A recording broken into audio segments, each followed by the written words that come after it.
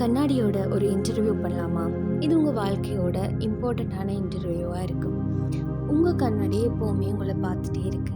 ஒரு நாள் ஆரம்பிக்கும் போதாக இருக்கட்டும், அந்த நாள் முடியும் போதாக இருக்கட்டும், கண்ணாடியை பார்க்காம அந்த நாள் முடிஞ்சதாகவே இருக்காது. அதனால தான் உங்கள் கண்ணாடி உங்களை பார்த்து ஒரு கேள்வி கேட்குது. நீ யாரு? நீ யாரு? கண்ணாடி கேட்குற கேள்விக்கான பதிலை சொல்ல ஆரம்பிக்கலாமா? காமான ஒரு இடத்துல கண்ணாடிக்கு முன்னால் கண்ணாடியை பார்த்த மாதிரி இருந்து கொள்ளுங்க.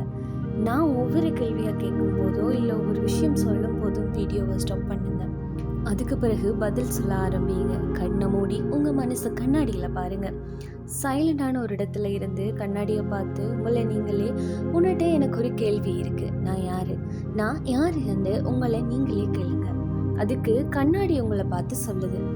நீ கேட்குற கேள்வி சிம்பிளாக இருக்கலாம், ஆனால் அதுக்குள்ள ஒரு பெரிய மீனிங் இருக்கு.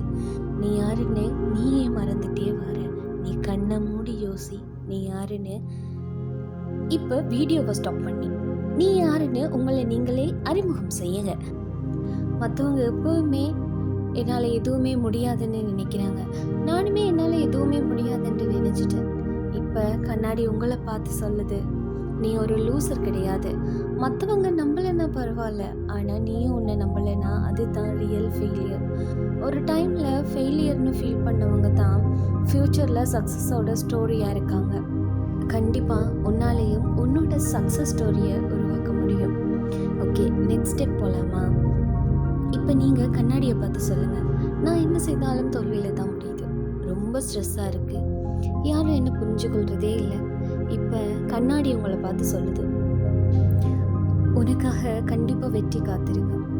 ஆனால் அது எங்களை தேடி வர்றதுக்கு ரொம்ப நாளாகும். அதுக்கான முயற்சியை செய்யணும்.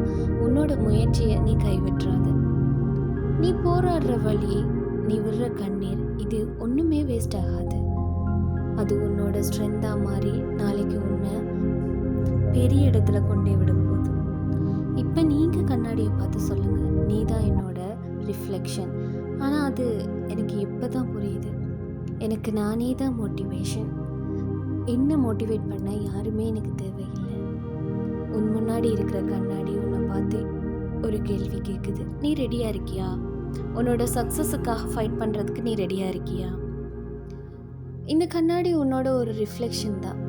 இது உனக்கே யாருன்னு ஞாபகப்படுத்தும். அடிக்கடி கண்ணாடியை பாருங்கள்.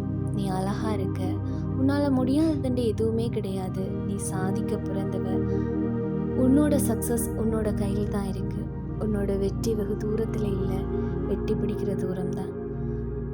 என்று கண்ணாடியில் தெரிகிற உங்களோட நிழலை பார்த்து சொல்லுங்கள். எல்லாம் ஒரு நாள் மாறும். இது போல் காணொலிகளை மீண்டும் கேட்கணுமென்று நினச்சா சேனலை சப்ஸ்கிரைப் பண்ணுங்கள். உங்களோட கருத்துக்களை கமெண்டில் சொல்லிட்டு போங்க. மீண்டும் வேறொரு காணொலியோடு உங்களை சந்திக்கும் வரை உங்களிடமிருந்து விடைபெறும் நான் முகமரியா.